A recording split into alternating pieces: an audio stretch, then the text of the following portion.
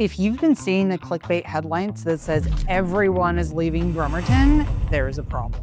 What that headline doesn't say is that that's mixing together all of the people, the military families, the commute, like remote workers, and investors who are cashing out. When you separate those groups, the story is not a mass exodus. It's a reshuffle, and it looks different in all the different neighborhoods and all the different areas across Kitsap County.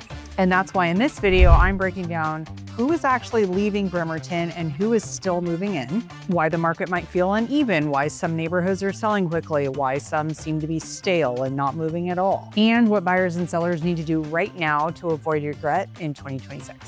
Hi, I'm Cassandra. I help buyers and sellers navigate their way all around Bremerton and Kitsap County, Silverdale, Poulsbo, Port Orchard, Seebeck, and all of the surrounding areas. And I see these shifts in certain neighborhoods in real time. So let's break down what it means when the headlines say everybody's leaving Bremerton, because we know that's not the case. Spoiler alert, there's more people moving in than moving out, but we'll get to that later. So the question becomes, are people actually leaving Bremerton? The idea that these absolute statements appear in social medias and in the clickbait headlines and, it must be real because they saw it on the internet, right? Like, no, not everybody's leaving Bremerton or Kitsap County for that matter. Most people are moving from one location in Kitsap to another location in Kitsap. These narratives lump together military PCS moves, which is a regular cyclical event. If you are related to active duty military in any way, you know what I'm talking about. Retirees who are downsizing, maybe they have this huge house that they don't need anymore and they don't want to take care of this enormous house. And so they're downsizing or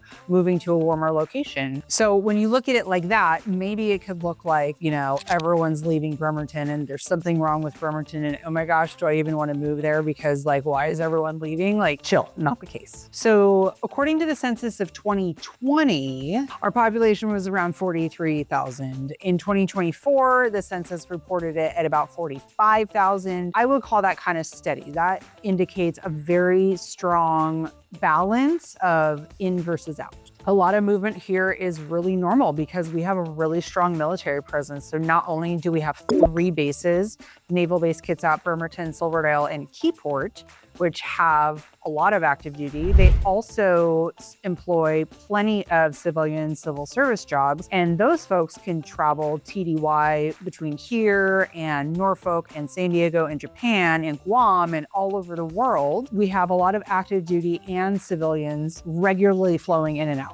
And when you look at the trend line, the Bremerton and Silverdale, Central Kitsap areas have been increasing in population year over year. But the people who are moving in are going to be the military families who are getting orders to here. So we have plenty of that going on at all times. In fact, summertime is coming up here in a few months, and that's our big PCS season. So that's when we see a lot of active duty members buying and selling homes. We see some families leaving who are here because maybe they could work remote from anywhere and they chose to live here, and maybe the ferry commute or their day-to-day lifestyle just wasn't what they thought it would be. In addition to the active duty military who are PCSing here, as I mentioned, we have tons of people tied to the shipyard, so they're relocating from other shipyards, Norfolk, Guam, Japan, San Diego. And we get a ton of people moving here because their current cost of living is really, really high. So maybe they're currently living in Seattle and they want to live over here, cut their cost of living in half, but they can maintain their job in Seattle just by a ferry commute, or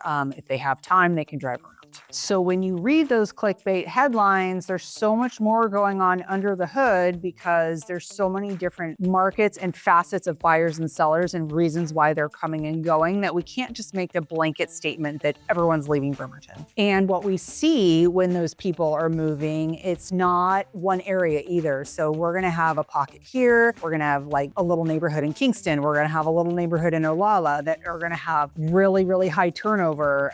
We're going to have maybe a lot of those neighborhoods up on Ridgetop and Silverdale where a lot of military families live up there is going to have a higher turnover than elsewhere like in Manette, because the families who occupy those homes need to leave more frequently than the population that occupies Manette, which is going to be more of a retired demographic. There are certain constants that are going to affect homeowners no matter what, that are also underlying reasons why people are moving out of Bremerton. The cost of home ownership is expensive.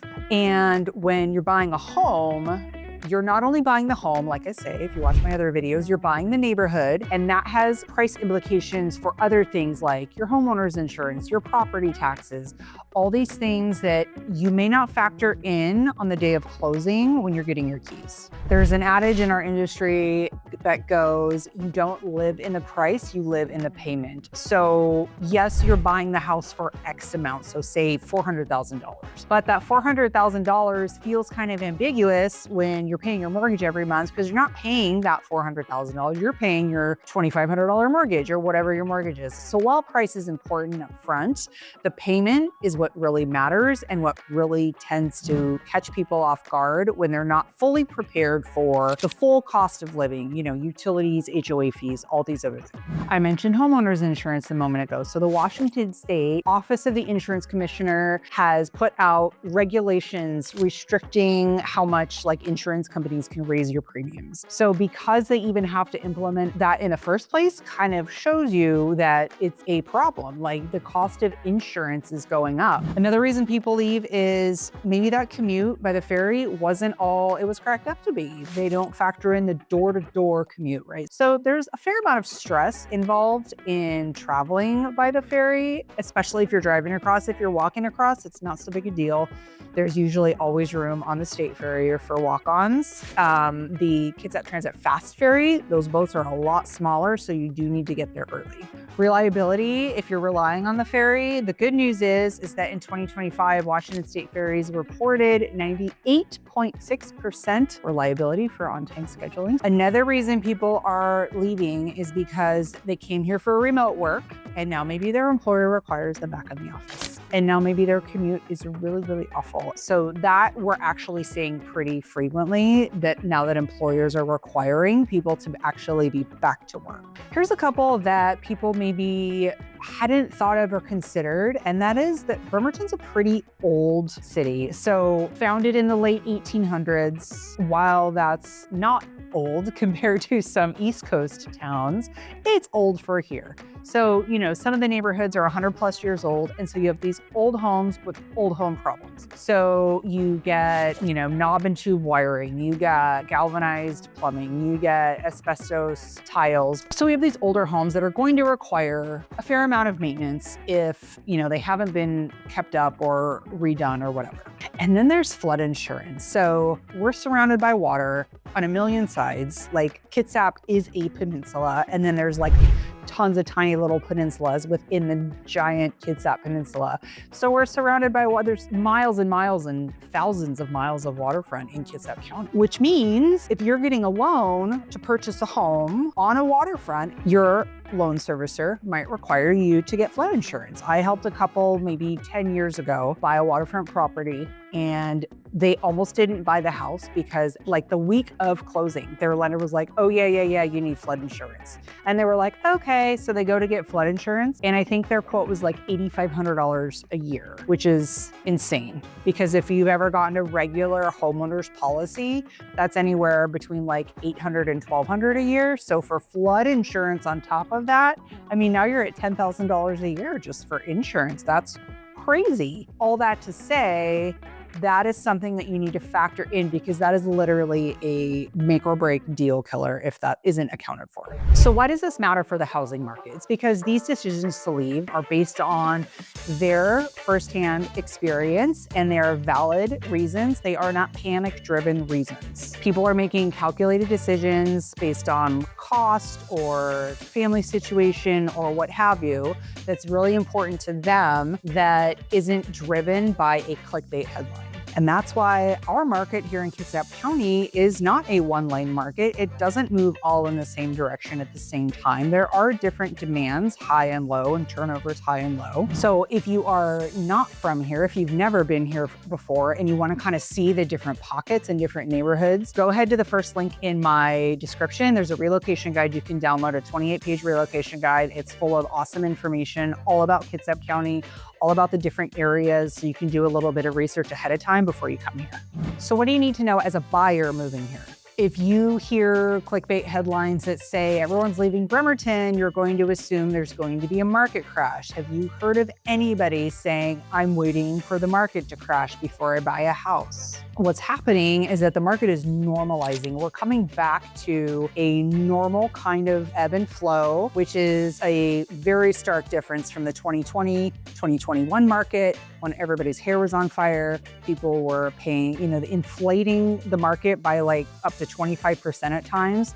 So now the market's just kind of like leveling off, like we're coming down maybe 10%. So people who bought their houses in say 2018, 2019 got to benefit from the rest of the market bringing that up 25%. And now they're coming back down another 10. So they're still ahead 15%. I mean, that's pretty good in 5 years. So the goal is not to time a crash. That you can't time the market. That doesn't work. The goal is to find out what specific neighborhood you're shopping in, how that neighborhood is behaving, and then how you can strategize to buy or sell in that neighborhood. So I mentioned before that you don't live in the price, you live in the payment. So our payments are mostly considered a PITI payment, principal, interest, taxes, and insurance. So the principal and interest will never change. If you are in a fixed rate mortgage, they will never change. If you're in an adjustable rate, different story, different conversation. For this conversation, we're talking fixed.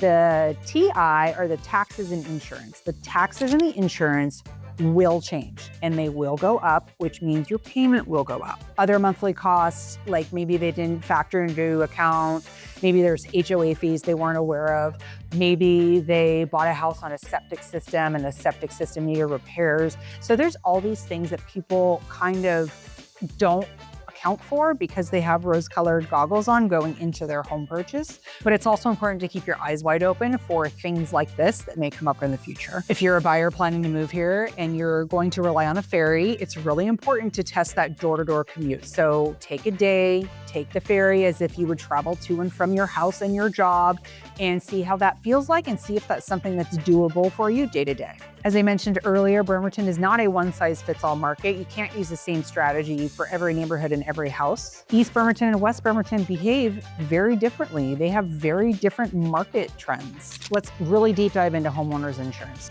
Here, what you're gonna do is you're gonna get an insurance binder when you go to purchase your home, and whatever company that's with, it could be Farmers, State Farm, PEMCO, USAA. There are a number of companies who still service Washington State. And if you didn't know this, you can change your insurance company at any time. You can change it the day after closing. Another big deal lately that's been coming up was the roof exclusion rider. So insurance companies, they say they're not going to cover a claim on a roof that's older than 15 years old. If you're a home seller, this is super, super important because if you have an older roof and you're going to be putting your home on the market, you need to make sure that home is financeable because 75% of the buyer pool is going to be a finance buyer. So if you can't deliver a home that's financeable, you're restricting your buyer pool by like 75%, which means you're not going to get the activity you want, you're not going to get the price you want, and it's just a downhill battle from there. So speaking of home sellers, I would like to talk to you for a couple of minutes. If you're thinking of listing your home in Bremerton or Kitsap County at any point in 2026, there's a couple things you should know. The buyers are still out there. So there's still a healthy turnover.